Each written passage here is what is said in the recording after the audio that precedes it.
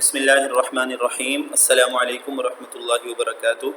عزیز طلبہ، ہم اسلامیات کا باب چہارم پڑھ رہے ہیں جس کا عنوان ہے اخلاق و آداب، اور اس باب کا ہم چیپٹر 7 شروع کرنے جا رہے ہیں، یعنی 7واں سبق، جس کا عنوان ہے اتحاد ملی۔ اتحاد ملی کا کیا مطلب ہے، یہ ہمیں اس سبق کے اندر پہلی لائن میں معلوم ہو جائے گا، تو اس لیے ہم فوراً اس کو شروع کرتے ہیں۔ اتحاد ملی سے مراد ہے قوم کا عقیدے اور نظریے کی بنیاد پر ایک ہو جانا۔ ٹھیک ہے، اتحاد کا مطلب اتفاق ہے، اور ملی سے مراد کیا ہے کہ قوم کا عقیدے اور نظریے کی بنیاد پر۔ ٹھیک ہے، اتحاد تو ہے لیکن ملت کی بنیاد پر ہے، دین کی بنیاد پر، عقیدے اور نظریت کی بنیاد پر ہے۔ ٹھیک ہے، ایسا اتحاد نہیں ہے جو ایک زبان ہونے کی وجہ سے ہے، یا ایک قوم ہونے کی وجہ سے ہے، صحیح ہے، یا عجم ہونے کی وجہ سے ہے، یا عرب ہونے کی وجہ سے ہے، نہیں، بلکہ اتحادی ملی سے مراد ہے قوم کا، کہ کسی قوم کا عقیدے اور نظریے کی بنیاد پر ایک ہو جانا، کہ کسی قوم کا عقیدہ ایک ہے اور ان کا نظریہ ایک ہے۔ مثلا ہم مسلمان ہیں، ہم سب کا عقیدہ اور ہم سب کا نظریہ ایک ہے، تو ہم سب کا متحد ہو جانا یہ اتحادی ملی کہلائے گا۔ ملت اسلامیہ ایک امت ہے، ملت اسلامیہ ایک امت ہے۔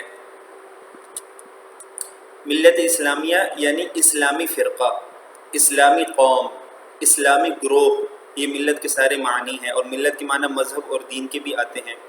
تو جو اسلامی وہ ہے نا، فرقہ ہے یا اسلامی قوم ہے، یہ ایک امت ہے، اس کے عقائد و نظریات ایک ہیں، اس فرقے کے، اس قوم کے عقائد و نظریات ایک ہے۔ ان کے عقائد عقیدے کی جمع ہے اور نظریات نظریے کی جمع ہے۔ ٹھیک ہے، ان کے عقائد بھی ایک ہے اور نظریات بھی ایک ہے۔ اس کے افراد دنیا کے کسی کونے میں رہتے ہوں، آپس میں ایک دوسرے کو بھائی بھائی سمجھتے ہیں۔ ٹھیک ہے نا، چاہے ایک پاکستان میں ہے، دوسرا امریکہ میں ہے یا کینیڈا میں ہے، پھر بھی ہیں آپس میں بھائی بھائی۔ اللہ تعالیٰ نے فیصلہ فرما دیا ہے سورۃ الحجرات کے اندر، انما المؤمنون اخوۃ، کہ بے شک مسلمان آپس میں بھائی بھائی ہیں۔ جی، اگلی ہیڈنگ ہے ہمارے پاس عقائد و نظریات کے لحاظ سے اتحاد یعنی اتفاق۔ ہمارا خالق و مالک ایک ہے۔ ہمارا خالق اور مالک کون ہے؟ اللہ تعالیٰ۔ پیدا کرنے والا ہمارا اللہ تعالیٰ ہے۔ خالق کا مطلب پیدا کرنے والا، مالک کا مطلب آپ کو پتہ ہے۔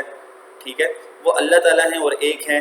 مسلمان ایک رسول کے بتائے ہوئے طریقے ہی کو اپنے لیے راہ نجات سمجھتے ہیں، نجات کا راستہ سمجھتے ہیں۔ ہمارے پیارے نبی حضرت محمد صلی اللہ علیہ وسلم کا جو راستہ ہے، ہم اسی میں اپنے لیے نجات سمجھتے ہیں۔ ہماری ہدایت اور رہنمائی کا بنیادی سرچشمہ بھی ایک ہے، یعنی ہمیں ہدایت کہاں سے ملے گی، ہمیں رہنمائی کہاں سے ملے گی، اس کا جو سرچشمہ ہے، اس کا جو سورس ہے، ٹھیک ہے، وہ کیا ہے؟ یعنی اللہ تعالیٰ کی کتاب قرآن حکیم، وہ اللہ تعالیٰ کی کتاب قرآن حکیم ہے، یہاں سے ہمیں ہدایت اور رہنمائی ملے گی۔ موت کے بعد دوبارہ زندہ ہونے، حساب کتاب، منعقد اور جزا و سزا کے متعلق بھی ہم سب کا عقیدہ و نظریہ ایک ہے، یعنی ہم سب مسلمانوں کا عقیدہ ایک ہی ہے کہ موت کے بعد ہم نے دوبارہ زندہ ہونا ہے، حساب کتاب ہمارا ہوگا، منعقد ہوگا یعنی ہوگا ہمارا حساب کتاب، اور نیکی کریں گے تو جزا ملے گی، گناہ کریں گے تو سزا کا خطرہ ہے۔ اس کے متعلق بھی ہم سب کا عقیدہ اور نظریہ ایک ہے۔ اس نظریاتی یگانگت کا مطلب کیا ہے؟ ایک ہونا۔ ٹھیک ہے، اتفاق بھی اس کا مطلب ہوتا ہے، اتحاد بھی اس کا مطلب ہوتا ہے۔ تو اس نظریاتی اتفاق اور اتحاد نے ہمیں اتحادی ملی کے ایک مضبوط رشتے سے منسلک کر دیا ہے۔ ٹھیک ہے، منسلک کر دیا یعنی جوڑ دیا ہے۔ تو بچوں، امید ہے آپ کو جو ہم نے چند لائنز پڑھی ہیں آج، ٹھیک ہے، یہ آپ کو سمجھ میں آ گئی ہوں گی۔ اس سبق کو انشاءاللہ ہم کنٹینیو کریں گے، اور بقیہ حصہ کل پڑھیں گے۔ تب تک کے لیے اجازت دیجیے۔ السلام علیکم ورحمۃ اللہ۔